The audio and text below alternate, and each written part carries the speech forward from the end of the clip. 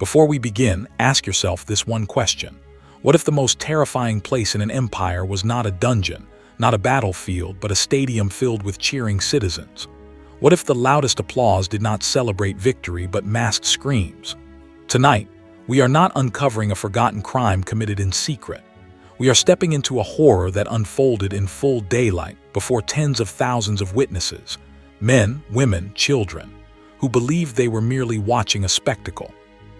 History remembers Byzantium as refined, holy, and lawful. But what if that image was carefully constructed to hide something far darker? Stay with me, because once the gates of this place close, there is no escape, and no one inside comes out the same. Friend, seekers of truth, gather closer, and let us journey back through the mists of time, not to celebrate triumphs, but to unearth a chilling truth, a forgotten chapter in the annals of an empire often lauded for its grandeur. We speak of Byzantium, the Eastern Roman Empire, and its magnificent capital, Constantinople. But beneath the gilded domes and marble facades of this legendary city lay a heart that beat with a rhythm of calculated cruelty. A drum sounded most loudly in its grandest arena, the Hippodrome. Imagine, if you will, a structure of breathtaking scale, capable of holding tens of thousands of souls. A place where the roar of the crowd mingled with the thundering hoofs of chariots, where emperors descended from their imperial box, the Cathema, to bask in the adoration of their subjects. For centuries, historians have presented the Hippodrome as a vibrant center of entertainment, a testament to Byzantine spectacle. But this narrative, like so many others, is a carefully curated illusion. The truth is far more sinister. The Hippodrome of Constantinople was not merely an entertainment venue. It was a central instrument of state terror, a stage for public cruelty, meticulously designed to assert imperial power and control of populace through fear. Byzantine society, for all its sophistication, was deeply fractured. Two powerful forces, the Greens and the Blues, dominated public life. What began as rival chariot racing teams, the Greens, typically representing the merchant and artisan classes, the Blues, the landed aristocracy, evolved into something far more potent. They became sprawling political and social movements, possessing their own militia, their own symbols, their own fervent loyalties. Emperors, far from suppressing these divisions, often manipulated them, playing one faction against the other, using their rivalry as a pressure release valve, a way to channel popular discontent into manageable, albeit often violent, feuds. It was a dangerous game, a delicate balance of power that could, and often did, erupt into chaos, and chaos, when it served the imperial will, could be ruthlessly exploited. The year is 530 to AD. Emperor Justinian, a figure whose name is synonymous with law and order, sat on the throne.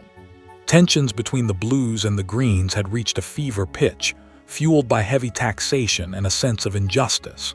A chariot race in the Hippodrome turned violent, as it often did. But this time, the usual skirmishes escalated.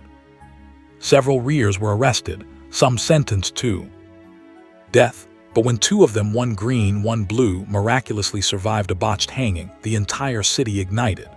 The factions, usually mortal enemies, united under a single terrifying cry. Nika, conquer for 5 days. Constantinople burned. The mob, now a unified force, demanded Justinian's removal. They crowned a rival emperor, a nephew of the previous emperor, Anastasia. Justinian, paralyzed by fear, considered fleeing, but his formidable wife, Empress Theodora, stood firm. "Royalty is a magnificent shroud," she declared, preferring to die an empress than live in exile. Her resolve, coupled with the strategic brilliance of his generals, Belisarius and Nars, sealed the fate of the rears.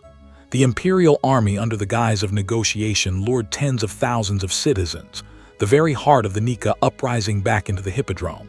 They were promised an audience of resolution. Instead, the gates were sealed. Belisarius's hardened troops, joined by Nars' eunuch guards, descended upon the trapped populace. Cheers of the Hippodrome were replaced by screams of terror. The stands, once vibrant with life, became a slaughterhouse. Men, Women and children caught in the panicked crush were mercilessly cut down. The massacre lasted for hours. By the time the blood was washed from the marble, approximately 30,000 citizens lay dead within the Hippodrome. It was an act of unfathomable brutality, a stark demonstration of the empire's readiness to use extreme violence to suppress dissent, to remind every soul who truly held power. The Hippodrome, once a symbol of shared experience, was forever stained as a tomb of imperial terror. But the Nika Riots, while a horrifying peak of violence, were merely one facet of the Hippodrome's dark role. The Byzantine employed a chilling array of brutal and psychologically damaging methods of public punishment and humiliation within its walls. These were not random acts of savagery, but carefully choreographed spectacles designed to inflict not just physical harm, but profound social destruction too. Instill fear and to assert imperial power in the most visceral way possible. Imagine the condemned dragged into the arena not for a swift execution, but for a lingering, agonizing humiliation. Blinding was a favored imperial punishment, often reserved for political rivals or usurpers. Picture a once powerful figure, perhaps a general or a noble, brought before the roaring crowd. Their eyes, once keen with ambition or command, would be gouged out with hot irons or sharp blades, their screams echoing across the vast space. Horror was not just in the act itself, but in the public spectacle, the complete and utter obliteration of a person's future in a society where sight was paramount for status and survival. To be blind was to be utterly dependent, to be stripped of all dignity. Then there were the executions by chariot. A condemned individual, perhaps a captured enemy leader or a particularly despised criminal, would be tied to the back of a racing chariot. The horses would be whipped into a frenzy, dragging victim around the track, their body tearing and breaking against the rough ground until nothing remained but a mangled, unrecognizable corpse. The crowd, a mix of morbid curiosity and genuine bloodlust, would cheer or gossip, their emotions manipulated by the calculated barbarity unfolding before them. Mock coronations were another insidious form of punishment.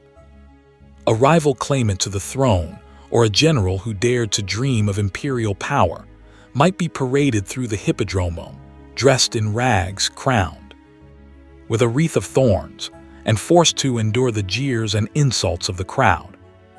This was not about physical pain, but about stripping away every shred of honor, making a mockery of their ambition and publicly declaring their utter defeat.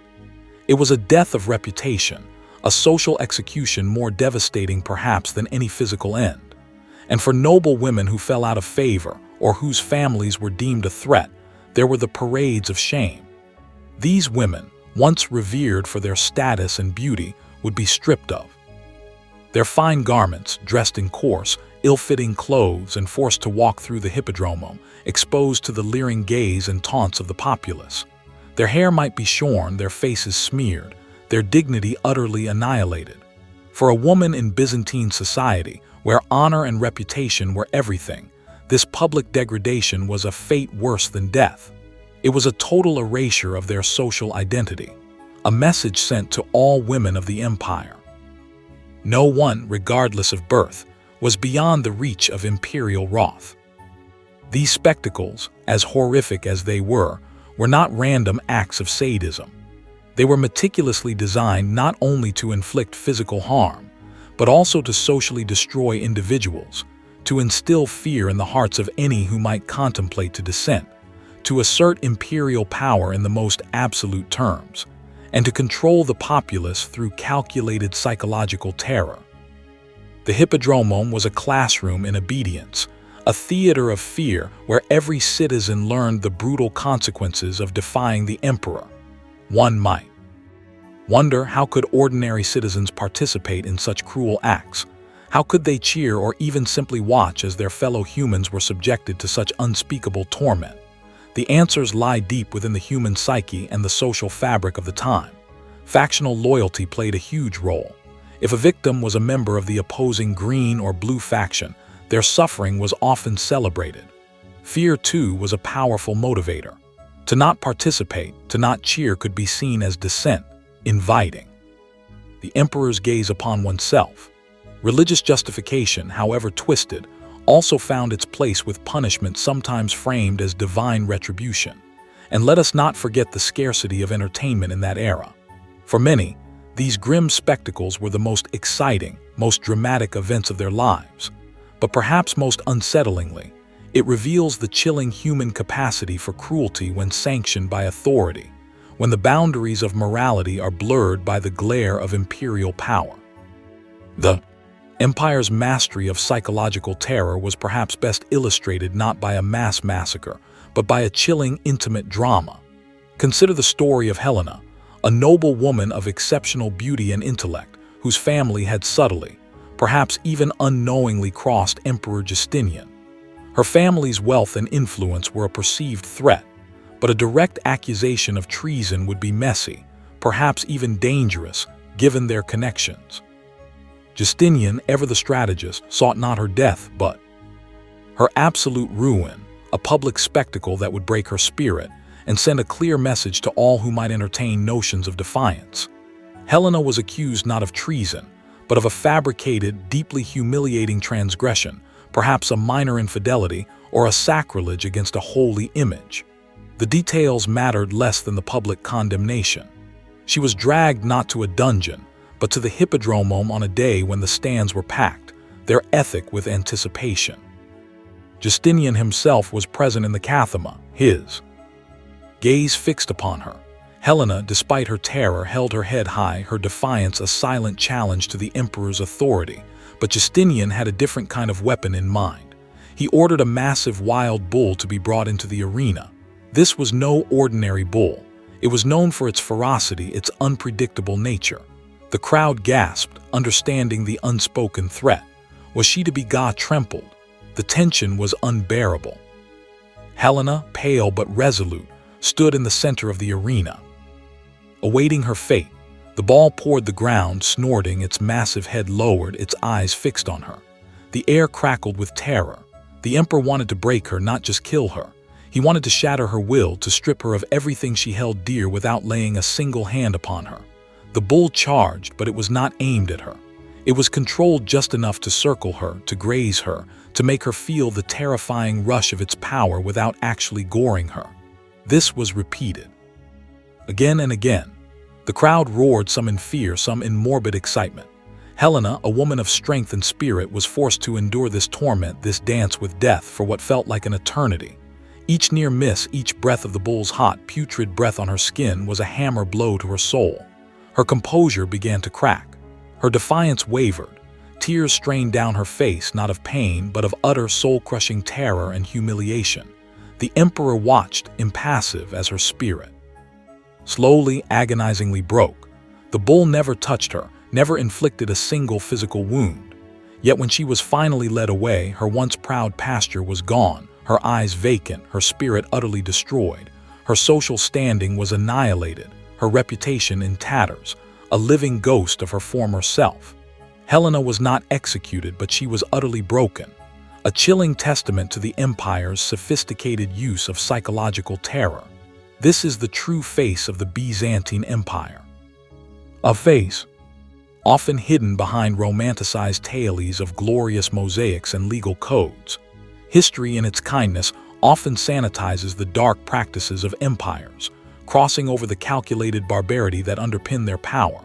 But understanding the true nature of Byzantine cruelty, the sophisticated psychological terror woven into the very fabric of its state, reveals a profound and unsettling truth. Civilization does not prevent barbarity. It often provides better tools to commit it. The Hippodrome of Constantinople stands as a stark, enduring monument to this chilling reality.